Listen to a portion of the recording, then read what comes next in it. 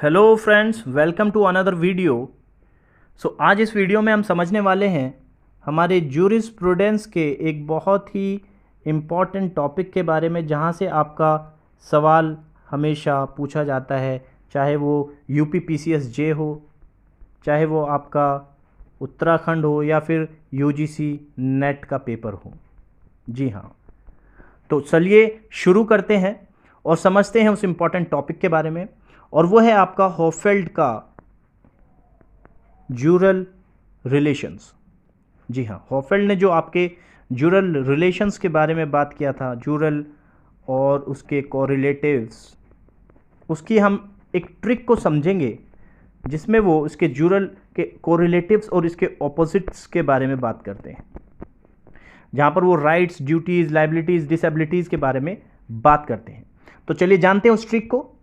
सबसे पहले फ्रेंड्स, आपको जो याद रखना है वो ये याद रखना है कि आपको 4 वर्ड्स लिख लेने हैं, जिसमें कि PIL, जैसे कि पब्लिक इंटरेस्ट लिटिगेशन से भी ऐसे याद रख सकते हैं, PIL लिखना है, और साथ में इसके बाद यहाँ पर इसको D लिख देना है, यानी हम PIL को डालते हैं कोर्ट में।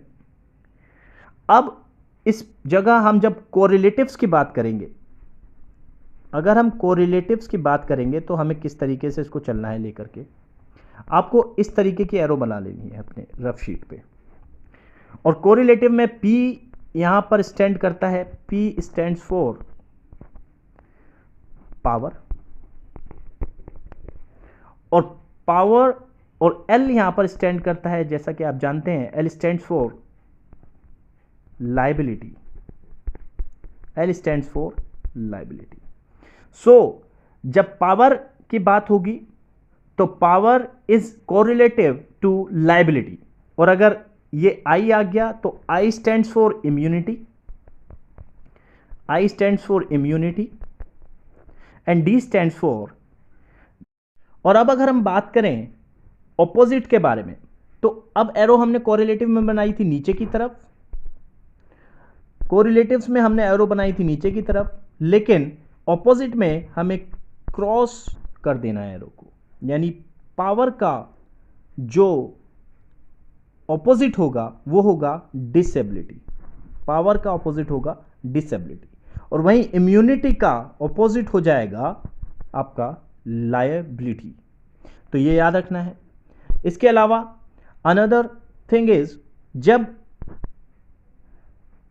RL आपका राइट या फिर आपकी लिबर्टी या फिर ड्यूटी या फिर आपसे पूछ ले कि नो राइट, तो RLD एक, आप अपोजिट इसको ऐसे भी याद रख सकते हैं कि RLD एक पॉलिटिकल पार्टी है और वो नहीं जीती है।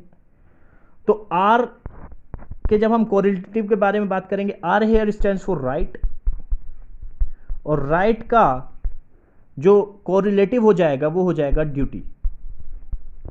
और वहीं अगर हम L यानी लिबर्टी की बात करें, L here stands for liberty, तो लिबर्टी के बारे में जब हम चलेंगे कोरिलेटिव समझने के लिए, तो हमें इसका कोरिलेटिव नो राइट याद रखना है, नो राइट। और वहीं अगर हम चलें ये समझने के लिए कि ऑपोजिट इसका क्या होगा, तो ऑपोजिट क्या होगा फ्रेंड्स, वही ट्रिक हमें लेके चलना है, यानी ऑपोजिट में हमें क्रॉस एरो बनाने हैं, यानी राइट का ऑपोजिट हो जाएगा नो राइट, और लिबर्टी का ऑपोजिट हो जाएगा ड्यूटी। एक चीज और याद रखिएगा कि कभी कभी लिबर्टी की जगह प्रिविलेज वर्ड यूज कर लेता है। So liberty and privilege are synonymous here. तो कभी पूछ लेगा प्रिविलेज का ऑपोजिट तो ड्यूटी, प्रिविलेज का जो कोरिलेटिव तो नो राइट।